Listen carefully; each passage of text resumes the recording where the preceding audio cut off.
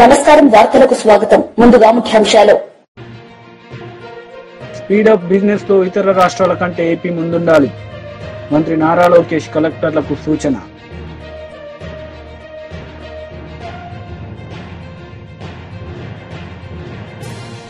మాజీ మంత్రి Harish Rao press meet CM Revanth రెడ్డిపై ఫైర్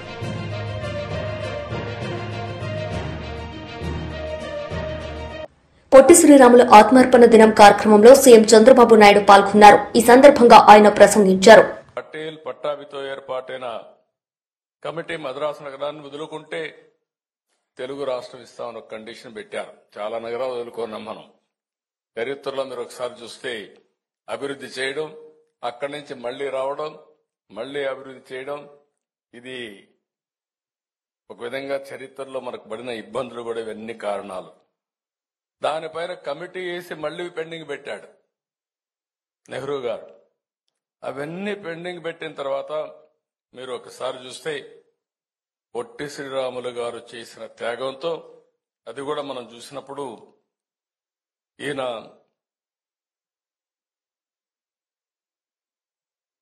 చాలా ఆ వ్యక్తిని గురించి కూడా ఒక్క నిమిషం మనం ఆలోచించుకోవాల్సిన అవసరం ఉంది. 1901 మార్చి 16న మద్రాసులో గురవయ్య మహాలక్ష్మమ్మ దంపతులకు జన్మించారు పడమటి పల్లిలో. ఆ పల్లి ఇప్పుడు కూడా మీరు చూసినప్పుడు ఆ డీటెయిల్స్ అని చూపించారు కానీ చెప్పలేదు. స్వాతంత్రం కోసం పోరాడాడు. సామాజిక ఉద్యమంలో పోరాడి ఎవరైతే షెడ్యూల్ కులాలున్నారో ఆ రోజుట్లోనే వాళ్ళ హక్కుల కోసం పోరాడినటువంటి ఒక సామాజిక వాది, మానవతావాది పొట్టి శ్రీరాములు గారని చెప్పి కూడా నేను మీకు తెలియజేస్తున్నా. ఆయన ఈ దీక్ష చేస్తే ఆ రోజు నెహ్రూ టెలిగ్రామ్ పంపించాడు దీక్ష విరమించమని. కానీ ఏ మాత్రం కూడా వినకుండా ఆయన చేసిన తర్వాత ఉద్యమం వచ్చింది. ఆ ఉద్యమ ఫలితమే మనకి ఈరోజు రాష్ట్రం వచ్చే పరిస్థితికి వచ్చింది. ఇంకొక పక్కన మీరు చూస్తే ఆయన చనిపోయిన తర్వాత తెన్నేటి విశ్వనాథం శాసన మండలి సభ్యుడు, ఇంకొక పక్క సీతారామయ్య కేంద్ర వైఖరిని తప్పుపడుతూ అప్పుడు రాజీనామాలు చేశారు. దాంతో ఓసారి ఉద్యమాలు చూసినప్పుడు మీరు ఒక విచిత్రంగా ఉంటాయి. ఒక ఉద్యమం చేసేటప్పుడు ఒక్కొక్కరుగా రాజీనామాలు చేసి ఇలాంటి రాజకీయ పరిణామాలు కూడా తోడైతే ఉద్యమం తీవ్రం అవుతుంది. దానివల్ల పాలకులు దిగొస్తారు. ఆ విషయం వారు చేసే పరిస్థితికి వచ్చారు. ఇవన్నీ చేసిన తర్వాత ఉద్యమ తీవ్రతను గుర్తుపెట్టుకొని ఒకటి పొట్టి శ్రీరాములు గారి త్యాగం, తర్వాత ఉద్యమం, ఇవన్నీ గుర్తుపెట్టుకుని 1952 డిసెంబర్ 19న ఆనాటి ప్రధానమంత్రి నెహ్రూ గారు దిగొచ్చి ఆంధ్ర రాష్ట్రం ఏర్పాటు చేస్తామని అనౌన్స్ చేశారు. అది చరిత్ర. అక్కడి నుంచి మీరు చూస్తే రాష్ట్రం వచ్చింది. నాయకులు ఏం చేయాలని ఆలోచించారు. మళ్ళా విడిపోయారు. కమ్యూనిస్టులు విజయవాడ కావాలన్నారు రాజధాని. సంజయ్ రెడ్డి గారు వీళ్ళంతా కలిసి మాజీ మంత్రి కాకాని గోవర్ధన్ ప్రెస్ మీట్ నిర్వహించారు. ఈ సందర్భంగా ఆయన మాట్లాడారు. ఇలా తీసుకోబాకండి, ఆ పక్కన తెలుగుదేశం వాళ్ళు కూర్చొని నామినేషన్ తీసుకోండి అంటే తీసుకోవాలా, ఎవరన్నా ఉంటే వాళ్ళు తీసుకొని నామినేషన్ చించేస్తే గమ్ముకోవాలా. పోలీసులు ఏదైనా మాట్లాడితే నేరుగా జీపీకి ఇచ్చండి, తీసుకెళ్లి పోలీస్ స్టేషన్ లో కూర్చోబెట్టండి అని చెప్పినటువంటి పరిస్థితి ఏర్పడింది. దానివల్ల వదిలేశాం. ఎన్నికల అధికారులకు అసలు శిక్షణ లేదు, అసలు రూల్స్ తెలియదు, ఏ విధంగా నామినేషన్ తీసుకోవాలో, ఏ విధంగా ఎన్నిక జరపాలనేటువంటిది కూడా తెలియనటువంటి పరిస్థితి. మొత్తాన్ని ఆ అధికారులుగా కూడా టీడీపీ నాయకులే వ్యవహరించారు. అయితే ఎంత బాధాకరమైనటువంటి విషయాలంటే ఈ సంఘటనకు సంబంధించి హైకోర్టు కొన్ని దగ్గర ఎవరైతే డిమాండ్ చేస్తారో వాళ్ళకి సంబంధించినటువంటి సీక్రెట్ బ్యాలెట్ పెట్టండి అని చెప్పి చెప్పడం జరిగింది. ఆ సీక్రెట్ బ్యాలెట్ లో దాని ప్రకారం ఇందుకూరుపేటకు సంబంధించినటువంటి నెల్లూరు జిల్లాలో కుడితిపాలెం TC12 టెరిటోరియల్ కాన్స్టిట్యున్సీ 12కి సంబంధించి వాళ్ళు అక్కడ ఉన్నటువంటి వాళ్ళందరూ కూడా అధికారులని మీరు హైకోర్టు ఆర్డర్ ఉంది, హైకోర్టు ఆర్డర్ ప్రకారం మాకు బ్యాలెట్ పెట్టండి అని చెప్పారు, సీక్రెట్ బ్యాలెట్ పెట్టండి. అభ్యంతరం లేదు ఎవరి దగ్గర. సీక్రెట్ బ్యాలెట్ ని అధికారులు నిర్వహించి ఆ స్కూల్ బోర్డు మీద రాశారు ఆమారి పాపమ్మ 39 ఓట్లు, మెట్ట శ్రీనివాసరెడ్డి 36 ఓట్లు బోర్డు మీద రాశారు. అక్కడ నిర్వహించినటువంటి అధికారులు ఆ బోర్డు మీద రాసేశారు. ఆమారి పద్మమ్మ అనే ఆమెకి 33 ఓట్లు వచ్చాయి, వైఫ్ ఆఫ్ సుధాకర్. మెట్టా శ్రీనివాసరెడ్డి సన్న పుల్లారెడ్డికి 36 ఓట్లు వచ్చాయని చెప్పి ఆ బోర్డు మీద రాసి డిక్లేర్ చేశారు. ఆ తర్వాత ఈ సెగ్మెంట్ పోయిందని తెలిసి కోవూరు నియోజకవర్గం పోలీసు అందరినీ, సిఐని, ఎస్ఐని అందరినీ వెంట పెట్టుకుని పోయి అక్కడ ఉన్నటువంటి నాయకులు వెళ్లి వాళ్ళని లాగేసి అధికారులు మీరు ఎట్లా సీక్రెట్ ఓటు పెడతారని చెప్పి చేతులు ఎత్తాల్సిందే అని చెప్పి చేతులు వాళ్ళు ఎత్తకముందే వీళ్ళే తెలుగుదేశం పార్టీకి సంబంధించినటువంటి వ్యక్తులే ఆ శ్రీనివాసరెడ్డికి గెలిచినట్టుగా డిక్లేర్ చేసేసారు. ఎన్నికల అధికారి తెలుగుదేశం పార్టీ వాళ్ళు చెప్పినట్టుగా ఆయన గెలిచినట్టుగా ప్రకటించారు. ఎవడన్నా మాట్లాడితే అక్కడ ఉన్నటువంటి సిఐ, కోవూరు సిఐ పక్కన చేరి సిఐలు, ఎస్ఐలు మాట్లాడినట్టుగా అడుగుతున్నారు. అంటే ఈ ఎన్నికలు మీరు ఎందుకు జరిపినట్టు? మీరు నేరుగా నామినేట్ చేసుకుంటే పోయిండేది. మేము ప్రజాస్వామ్యబద్ధంగా ఎన్నికలు జరుపుతున్నామని చెప్పి ఎంత నేతృత్వంగా, ఎంత బెదిరింపు ధోరణిలో ఎన్నికలు జరిగితే దీనిని ఏమనుకుంటారు అనేటువంటిది ఒకసారి ఆలోచన చేసినటువంటి పరిస్థితి. అదేవిధంగా సర్వేపల్లి నియోజకవర్గానికి సంబంధించి వెంకటాచలం మండలంలో కస్మూరు గ్రామంలో నామినేషన్ వేయడానికి అక్కడికి వస్తే సిఐ వెళ్లి ఆ పేరుతో సహా ఈ పేరున్నటువంటి వ్యక్తి ఎవరో అని అడిగి TV9 న్యాయ పోరాటానికి నటుడు మోహన్ బాబు దిగొచ్చి బహిరంగ క్షమాపణ చెప్పారు. ఆయన దాడిలో తీవ్రంగా గాయపడి యశోద ఆసుపత్రిలో చికిత్స పొందుతున్న రంజిత్ ను పరామర్శించారు. రంజిత్ కు కుటుంబ సభ్యులకు సారీ చెప్పారు మోహన్ బాబు. రాష్ట్ర ఆర్థిక పరిస్థితిపై ప్రతిపక్షంలో ఉన్న బీఆర్ఎస్ తప్పుడు ప్రచారం చేస్తుందని ఉప ముఖ్యమంత్రి మల్లు భట్టి విక్రమార్క మండిపడ్డారు.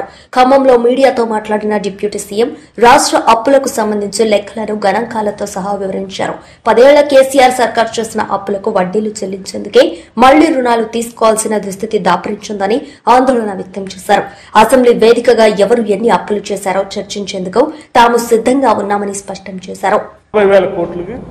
40,154 కోట్లకి పెట్టిల్లారు. సో ఈ మొత్తం కలిపి 7,11,911 కోట్లు ఉన్నాయి.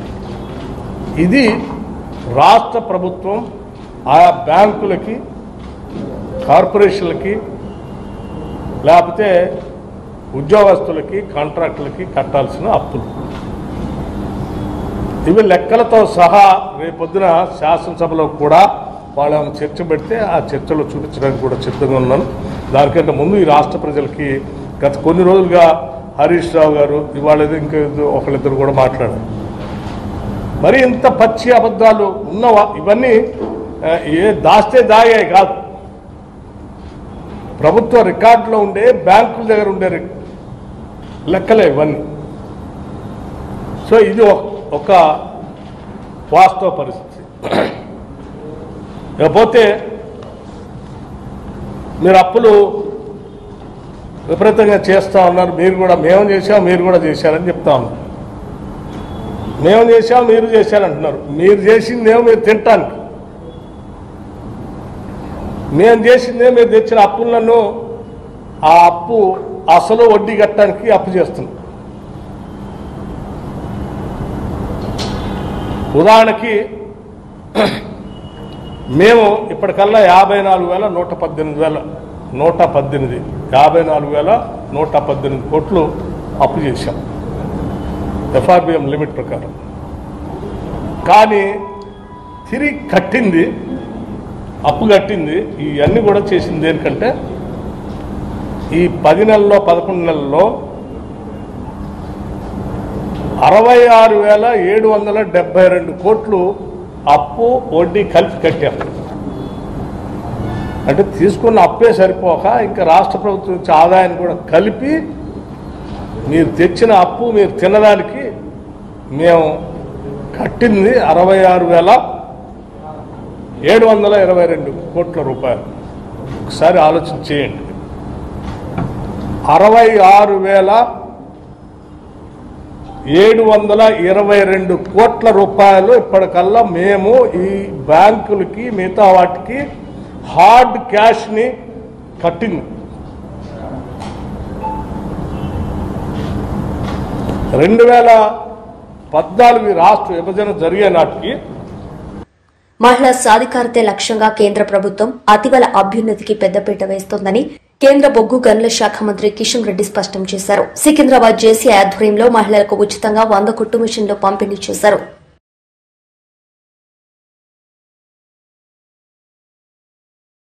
కేసీఆర్ హయాంలో ఉన్న మెన్యూకు కాంగ్రెస్ ప్రభుత్వం ఇచ్చిన మెనూకు తేడా ఏం లేదని బీఆర్ఎస్ నాయకులు ఆరోపించారు. బీఆర్ఎస్ నాయకుల గురుకుల బాటతోనే మంత్రులు సహపంక్తి భోజనాలు చేశారని ఆర్ఎస్ ప్రవీణ్ కుమార్ విమర్శించారు. గురుకులాల్లో 53 మంది పిల్లల ప్రాణాలు పిట్టల్లా రాలినా సర్కార్ పట్టించుకోలేదని విమర్శించారు. చాలా అద్భుతమైన రిపోర్ట్ వచ్చింది. ఎప్పుడైతే ఈ రిపోర్టు మా అధినాయకులు కేసీఆర్ గారికి ఇచ్చినామో, ఎల్పీ మీటింగ్లో అంటే శాసనసభాపక్ష మీటింగ్లో ఇచ్చినామో, రేవంత్ రెడ్డి ప్రభుత్వం వెన్నులో చలి పుట్టింది.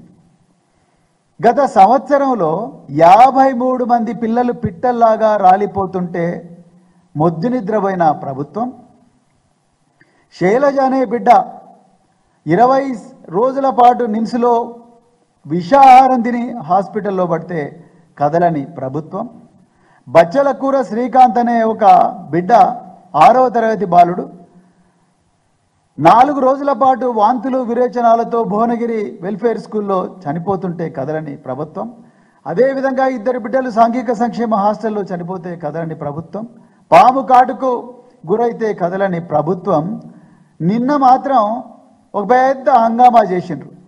మంత్రులు, తర్వాత ఎమ్మెల్యేలు వీళ్ళందరూ వాళ్ళ కార్యకర్తలను తీసుకొని పెద్ద ఎత్తున పోయి డైనింగ్ హాల్లో కూర్చున్నారు. డైనింగ్ హాల్లో కాదు, కొంతమంది డైనింగ్ హాల్లో కూర్చున్నారు, కొంతమంది బయట షామియానా వేసి మంచిగా బిస్లరీ బాటిళ్ళు అవి పెట్టుకొని కూర్చొని పిల్లలతో కలిసి అన్నం తిన్నట్టుగా డ్రామా వేసిండ్రు.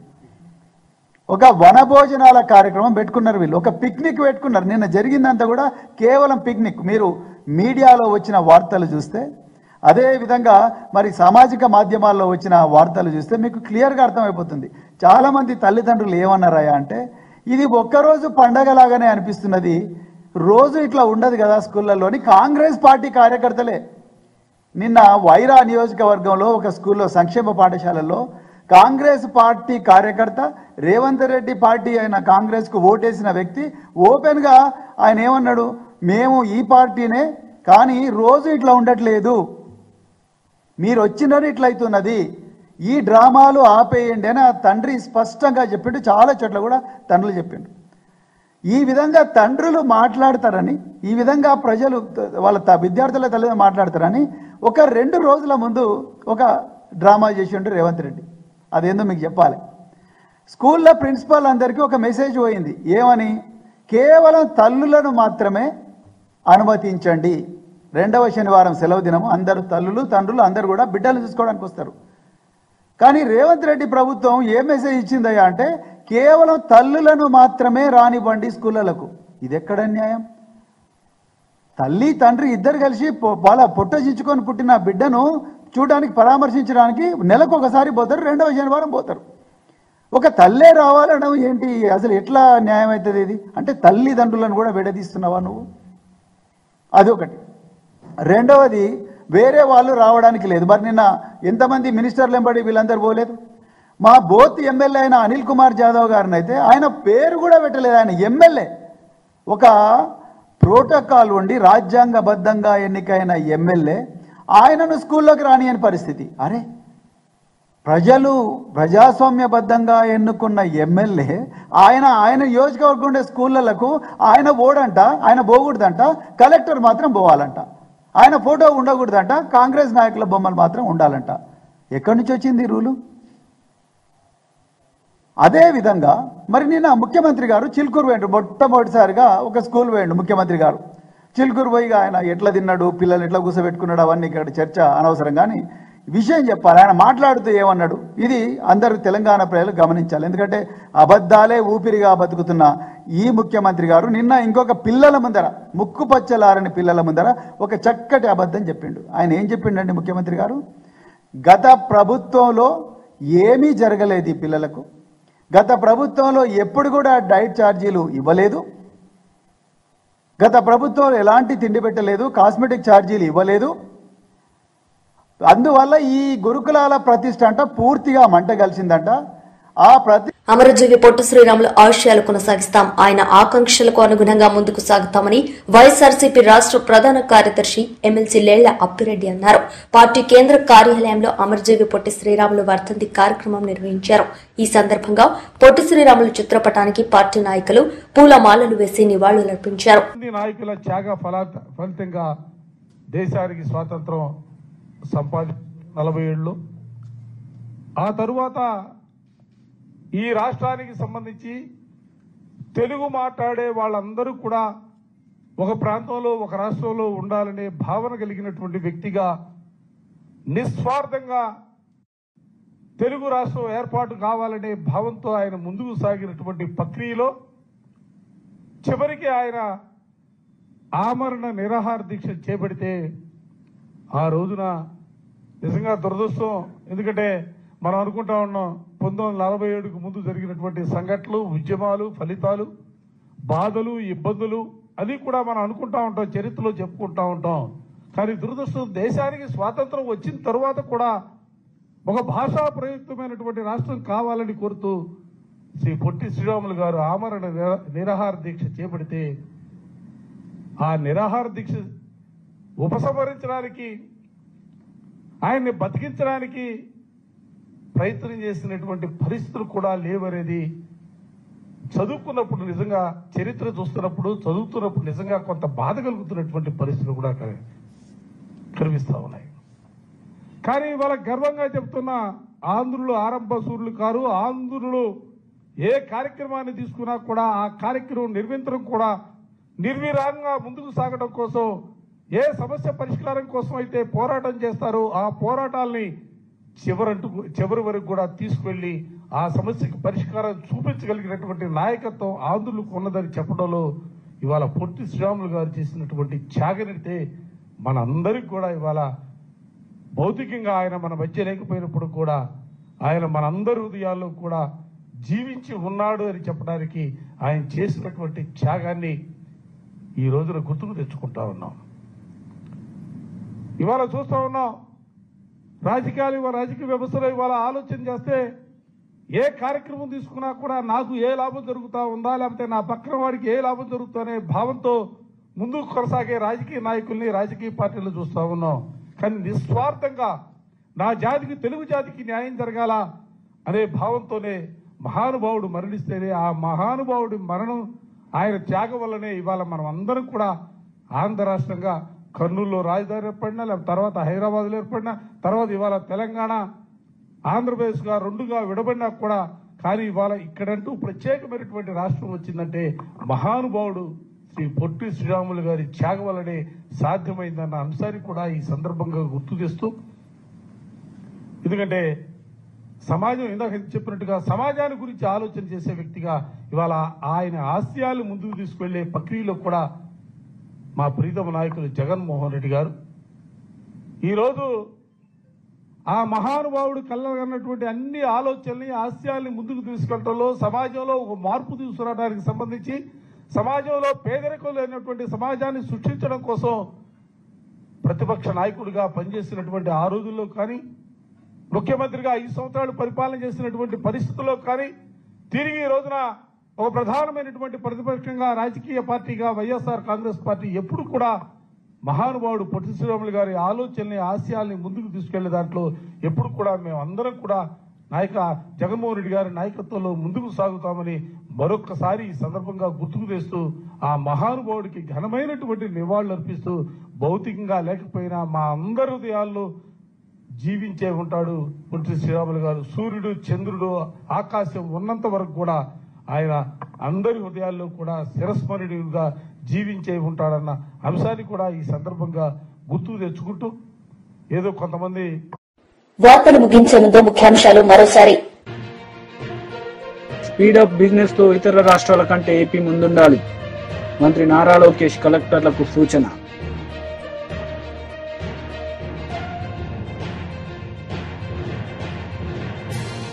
మాజీ మంత్రి Harish Rao press meet, CM Revanth రెడ్డిపై ఫైర్.